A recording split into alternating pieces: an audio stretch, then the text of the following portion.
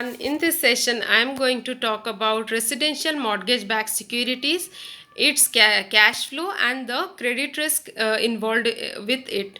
So, residential mortgage-backed securities in US are generally agency residential mortgage-backed securities and non-agency residential mortgage-backed securities.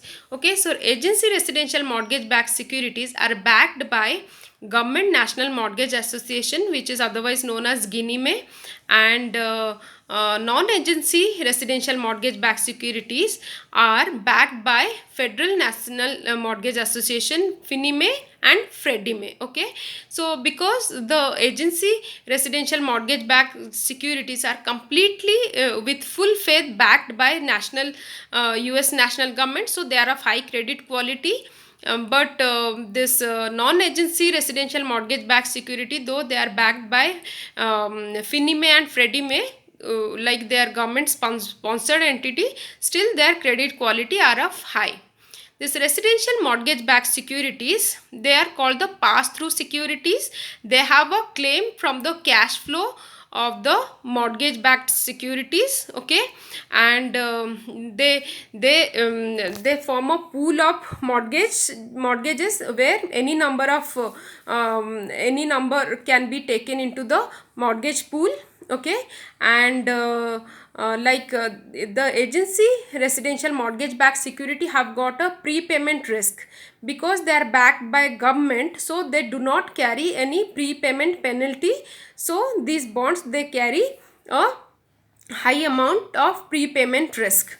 But for the case of non-agency residential mortgage-backed securities, because they are issued by Fannie Mae and Freddie Mae, so to get them to investment grade, okay, which depends on the quality of the borrower and the characteristics of the loan. Characteristic of the loan is derived from the loan to value ratio. So to get them to the investment grade, what is done, it is the over collateralization will be done, then the guarantee will be taken from the third party, and internal credit enhancement, external credit enhancement will be done.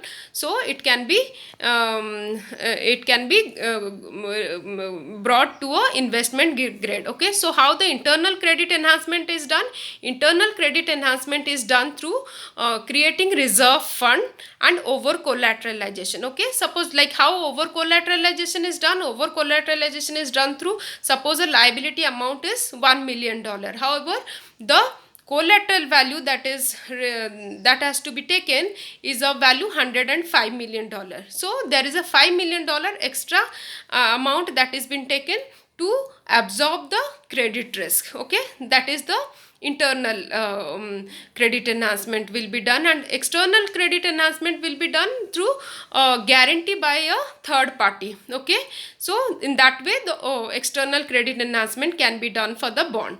So these are the residential mortgage backed security, the credit risk and the cash flow associated with them. In the next session we will see more to the this asset backed securities and their features. Thank you very much, friends.